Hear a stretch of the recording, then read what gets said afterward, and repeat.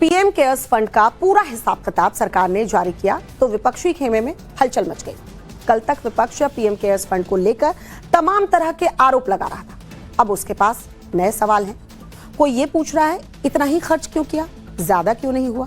कोई कह रहा है पीएम केयर्स फंड से स्कूल ही बनवा देते। तो अचानक आए पीएम केयर्स फंड के लेखे जोखे के पीछे की और अभी की कहानी है क्या, देखिए सर।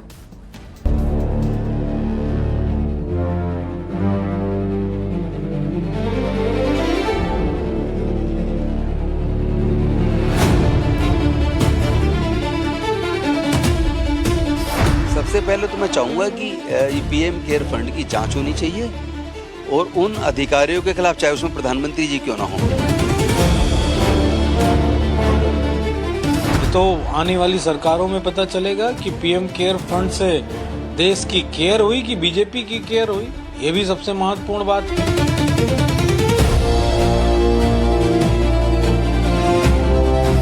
तो एक तरफ स्कूल्स के लिए कहा जा रहा है कि फंड्स नहीं है और दूसरी तरफ पीएम केयर्स फंड में 8,500 करोड़ रुपए पड़े हुए हैं। देश में पीएम केयर्स फंड को लेकर राजनीति तनी हुई है।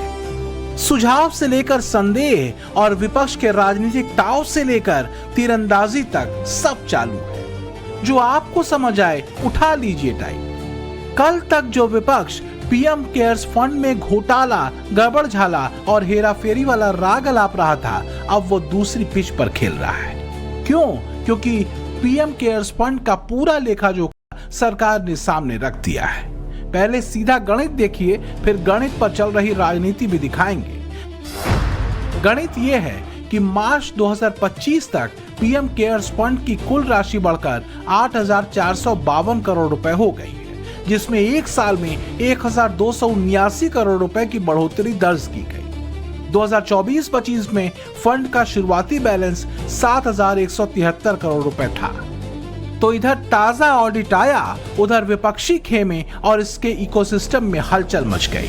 कांग्रेस प्रवक्ता पवन खेड़ा ने ट्वीट कर लिखा, 8,452 करोड़ में सिर्फ 0.01% का ही इस्तेमाल हुआ है, जबकि देश भर में प्राकृतिक आपदाओं ने समुदायों को तबाह कर दिया है और हजारों लोगों को राहत और पुनर्वास की जरूरत है। लोग परेशान हैं और 8,452 करोड़ बेकार पड़े। क्या प्रधानमंत्री को परवाह है? शायद नहीं। अब कांग्रेस के ये आरोप नए और अलग हैं, क्योंकि पीएम केयर्स फंड को लेकर जो आरोप अभी तक विपक्ष लगाता आया था और जो लेखा जोखा हिसाब किताब आया, वो उन आरोपों के ठीक उलट था। दरअसल एक इकोसिस्टम पीएम केयर्स फंड को लेकर कई तरह के आरोप लगाता रहा है। जैसे पीएम केयर्स फंड को कई लोगों ने बीजेपी और आरएसएस का निजी फंड बताया। कुछ विपक्षी नेताओं ने पीएम केयर्स फंड को बीजेपी का पार्टी फंड बताया। तो ये भी कहा गया कि फंड में हेराफेरी और लूट हो रही है। कुछ विपक्षी नेताओं की तरफ से पीएम केयर्स फंड को महामारी के दौरान लूट तक कहा गया।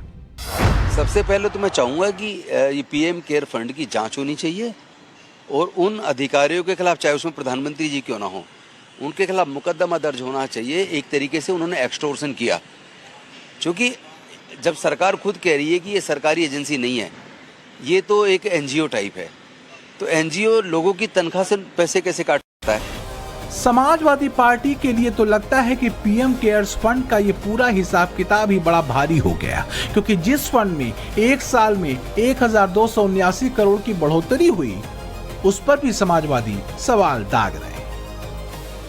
पीएम केयर फंड में जिस तरीके से चीजें हो रही हैं, इसका जवाब तय होना चाहिए।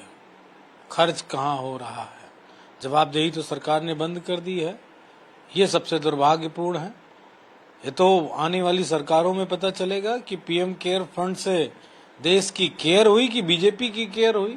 ये भी सबसे महत्वपूर्ण बात है। तो कहीं ऐसा तो नहीं कि विपक्ष का मामला चित भी मेरी पट भी मेरी टाइप चल रहा है, क्योंकि पहली बार ऐसा हुआ है कि सरकार ने पीएम केयर्स फंड के हिसाब किताब को सार्वजनिक किया है। पहले विपक्ष हल्ला मचाता था कि पीएम केयर्स फंड की जानकारी बाहर क्यों नहीं आती। अब आई है तो पूछा जा रहा है कि इतने पैसे हैं तो खर्च क्यों नहीं हो रहे।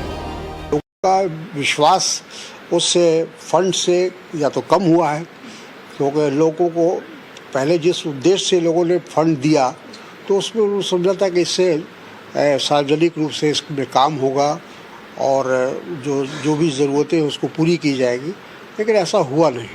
कांग्रेस सवाल पूछ रही है कि जिस पीएम केयर्स फंड में हजारों करोड़ रुपए जमा हैं, उसमें से जनता की राहत के लिए कितना पैसा निकला। जब आपदा में देश को जरूरत है तो खर्च सिर्फ 0.01% ही क्यों हुए। कांग्रेस महासचिव और राज्यसभा सांसद रणदीप सुरजेवाला ने कहा, पीएम केयर्स या पीएम केयर्स नॉट, चंदा हजारों करोड़ों का और खर्च चवन्नी भर। ये आपदा में सेवा नहीं बल्कि आपदा में अवसर की सबसे खौफनाक मिसाल है। तो खर्च कम क्यों हुआ, इस सवाल का जवाब छुपा है पीएम केयर्स फंड बनने के पीछे के उद्देश्यों में। दरअसल पीएम केयर्स फंड के 4 अहम उद्देश्य रहे। पहला, आपातकालीन राहत, किसी भी प्रकार की प्राकृतिक या मानव निर्मित आपदा जैसे महामारी के समय संकट से जूझ रहे लोगों की मदद करना। दूसरा, स्वास्थ्य ढांचा सुधार, देश में स्वास्थ्य सेवाओं, चिकित्सा सुविधाओं और फार्मास्यूटिकल संसाधनों का विकास करना या उनका आधुनिकीकरण करना। तीसरा, वित्तीय सहायता, यानी प्रभावित और पीड़ित आबादी को सीधे आर्थिक सहायता या अनुदान प्रदान करना। और चौथा, अनुसंधान को बढ़ावा देना, यानी खतरनाक आपदाओं या स्वास्थ्य संकटों से लड़ने के लिए जरूरी वैज्ञानिक रिसर्च के लिए फंड मुहैया कराना।